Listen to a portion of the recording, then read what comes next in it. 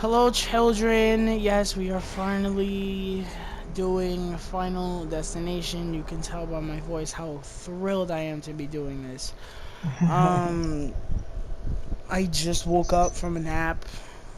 Um, that will lead into one of my negatives about this movie. Um, I just want to state before we do this series, these are all not very good movies at all. Even the ones that are my favorites are not all very good movies. They're just stupid movies that people die in, and they're funny to laugh at, depending on how good or bad they are. So, I'm not taking notes on this movie because why the fuck would I take notes on a movie like this? I'm just simply watching the movie and telling you whether I enjoyed it or not. So, with that said, the first Final Destination came out in 2000. It, um, at this time, horror was at a weird place. I think the Nightmare on Elm Street franchise had just ended itself in abominationness, and I think Friday the 13th was coming to an end as well. Scream had just come out. I think we were getting Scream 2 at the time, or Scream 3. I don't know which. If you guys know, Scream 3 sucks. So, yeah. So, this would have been a perfect time to release something new for the horror genre. So, Kevin, what are your thoughts about the very first Final Destination film? Um, it was it was okay. I'm not gonna say it was good because I'm not going into this franchise saying, oh, I'm gonna expect greatness or at least good movies. I'd say it's kind of decent. I kind of enjoyed it, but I know where all the shitty parts are. That's pretty much where I stand. I fell asleep halfway through this movie, mainly because I stood up all day watching 13 Reasons Why Season 4, which I'm seriously debating whether or not I'm going to do a video on it or not, because it was worth it doing a video if you ask me. I'll let you guys know about that in the future, but yeah, I think this movie's pretty okay for what it is. The concept is fine. It gets really tedious after you've seen this movie so many times. You watch in the beginning, you're like, oh my god, this is so annoying. It gets really annoying really fast. But, I really like this movie. It's nothing special. It is what it, in the phrase, it is what it is. And, it's just a simple movie to watch. Couple standouts. Again, I did not take notes on this. I'm not taking notes on this fucking franchise, and I'm not even really gonna give a shit about reviewing these movies until I get to 4, because that's and 5, because 4 and 5 are the two movies that I'm paying attention to, because 4 is god awful and it's just embarrassing, and 5 I've never seen. So, but a couple of standouts, the deaths, because that's really the only thing this movie is supposed to be famous for. The deaths in this movie are pretty solid. There's one death that's pretty fucking hilarious involving a truck.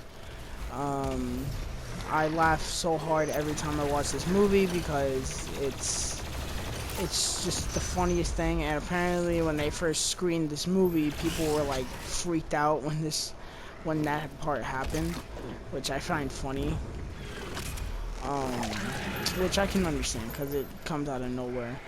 But you know, that's probably one of my favorite scenes in the movie. The other death that I really like is the one where Billy gets his head cut off. It's pretty fucking hilarious, and the effects are really good on that also. Um, but the acting isn't really anything to write home about. I think Ali Larter is pretty good in the movie. She comes back for the sequel, which I'm excited about because I like Resident Evil, Final Destination 2. I like that movie a lot. Um, but yeah, the acting isn't really anything to write home about. Nobody really stands out. Devin Sawa is pretty okay as Alex. He does an okay job. I don't really like how he has like all of this knowledge. Like, I don't know. It's so weird how he just knows how all of this works. It's a little stupid to me. But then again, why am I questioning the logic of this movie? Because this movie makes no sense. Um, the characters themselves aren't really all that to me. The only two people you really give a shit about are Clear and Alex. Um, I figured they would have made like the teacher a main character. They did not do that. Instead, she gets killed off in a stupid ass kill that I think is really bad. Um, but yeah, other than that, the characters really aren't anything crazy. Um, the story is fine for what it is. I don't like the third act of this movie. I think it goes a little too far in terms of its like uh, nonsense. I don't know, but and I think geographically, a lot of the things that happen at the end of this movie don't make any sense. But